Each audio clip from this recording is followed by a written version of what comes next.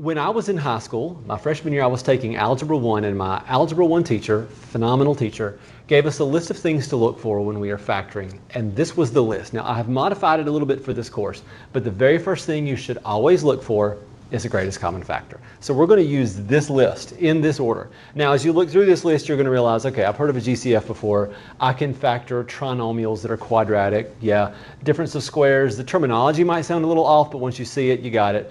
These two things right here are more advanced. That's going to be in the next lesson. So this lesson is going to focus on these first three things right here, and it's going to be somewhat of a review of the things you've seen before. So let's go ahead and jump right in, knowing that the very first thing I should always look for is the greatest common factor. Do you have a greatest common factor? The answer to that question is actually yes. Let's take that exponent of 1 off. I do have a greatest common factor. So 5 goes into 5, 5 goes into 20, so we're going to factor out a 5. We're going to factor out the largest thing that we can factor out. So 5 divides out of 5, 5 divides out of 20. Okay, well, what else can I divide out? Okay, well, I could divide an x out of this one and an x squared out of this one. So the most x's I could divide out would be x to the first. So I'm going to divide out an x. So that leaves me with this. 5 divided by 5 is 1.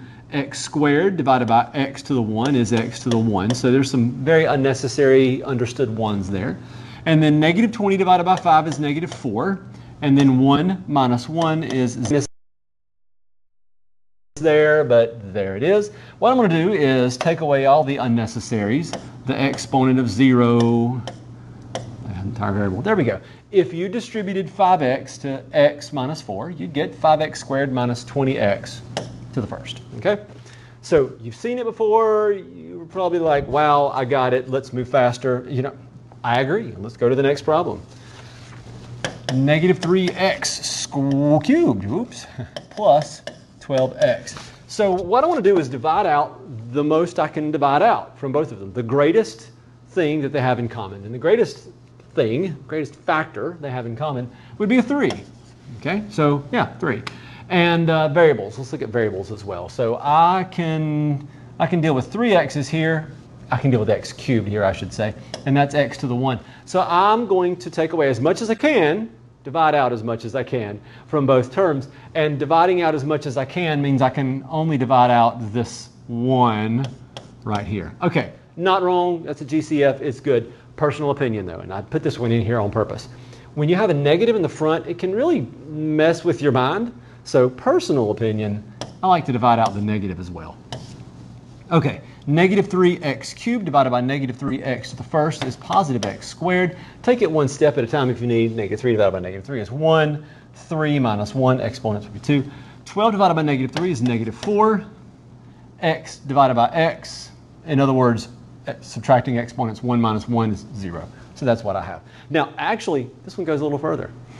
Ha ha ha. Good thing we factored out that negative. Okay, so let's go back to our list. Already, we're stirring the pot. Okay, we factor out a GCF. Done. When you're done factoring out a GCF, never just like wash your hands and walk away. Always look at it and say, can I keep going? Now, on the first one, I knew I couldn't keep going, so I didn't mention it.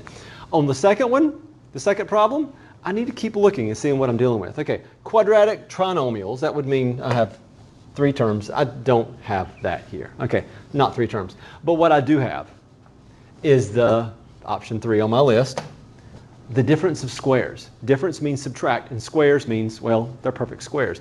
So I have a perfect square here. Obviously, it's x squared. And 4 is 2 squared. Okay?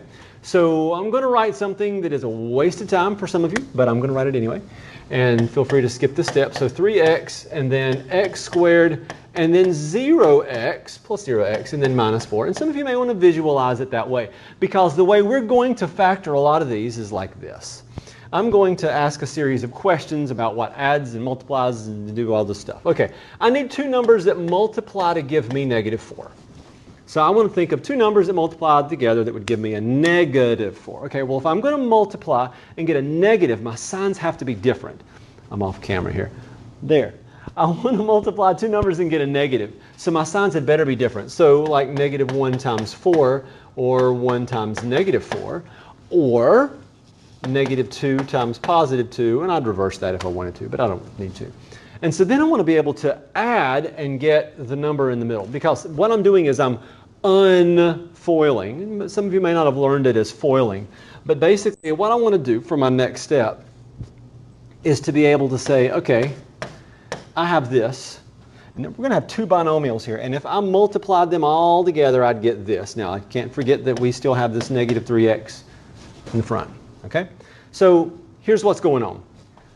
What multiplies to give me x squared? X times x, of course. What multiplies to give me 4? Okay, well, lots of things, negative 4, lots of things. But then if I were to combine them, adding, if I were to add them, I want to get a 0. So negative 1 plus 4 would give me 3. That's not what I want. 1 plus negative 4 would be negative 3. I don't want that. Negative 2 plus 2 is 0. Found it. Found it. That's the one I want. So I'm going to put minus 2 here and plus 2 here. So in this particular problem, easy as it looked, we had to deal with the greatest common factor and the difference of two squares. All right, so let's check our answer very quickly. You don't have to do this every time, but I'm going to. So if we checked our answer on the first problem, which, trust me, not going to do it all the time. 5x times x be 5x squared. 5x times negative 4 be negative 20x. Fantastic. If we check our answer here, we're going to have, let's go ahead and multiply these.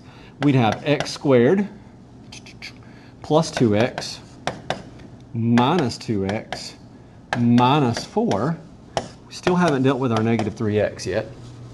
And then these would cancel, or we could say it gives us 0x, which is what we had here, which we seem to have pulled out of nowhere, but that's because there was nothing there.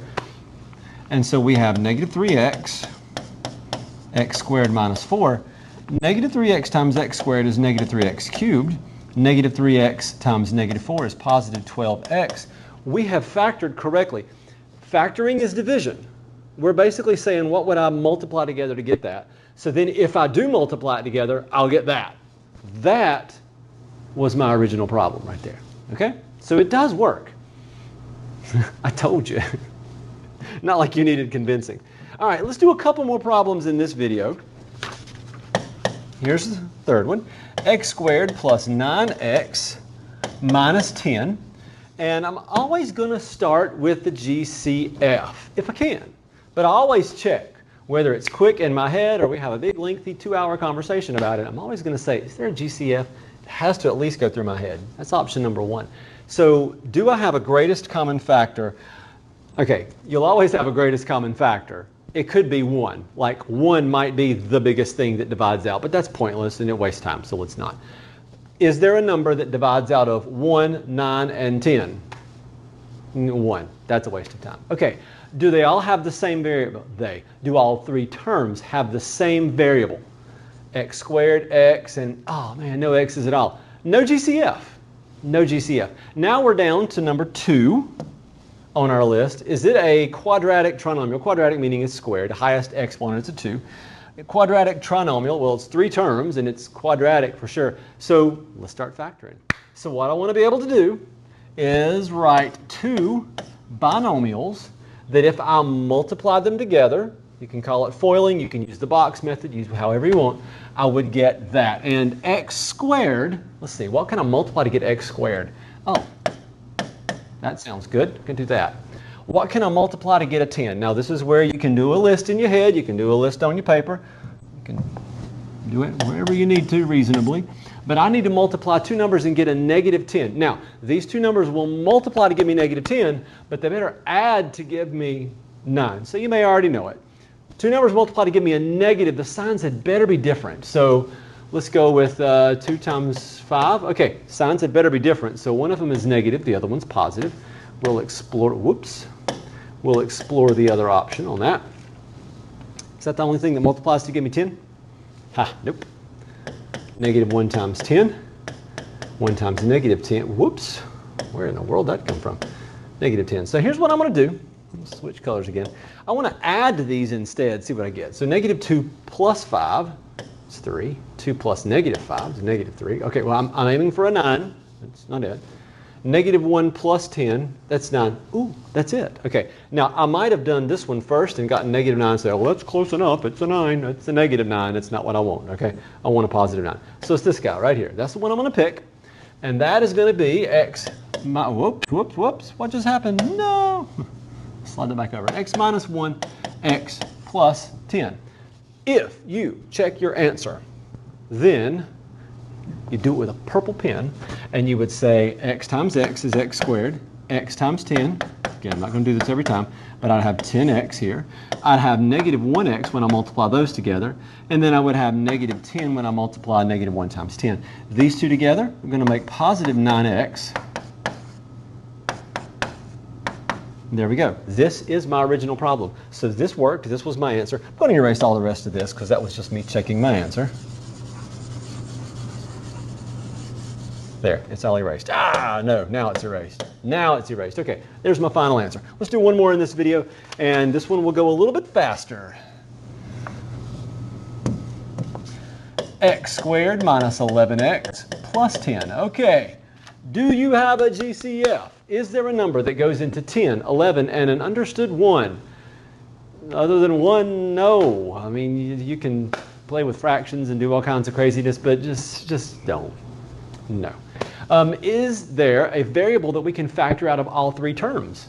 X squared, x, and oh man, no variable, no GCF. Sorry to disappoint. So now we're on to option 2 of our list. See, the list. Factoring a quadratic trinomial, you probably already identified it that way from the very beginning. It's quadratic, it's a trinomial, there's not a GCF. If there were a GCF, do that first. It'll make your life easier, trust me. These parentheses are overlapping. Oh well. X times x will give me x squared. Two numbers multiply to give me 10. Okay, well, 2 times 5 sounds good to me. Negative 2 times negative 5 sounds good to me also. Okay, don't forget that you have negatives that can multiply together to give you that. And 1 times 10 and 1 times negative 10.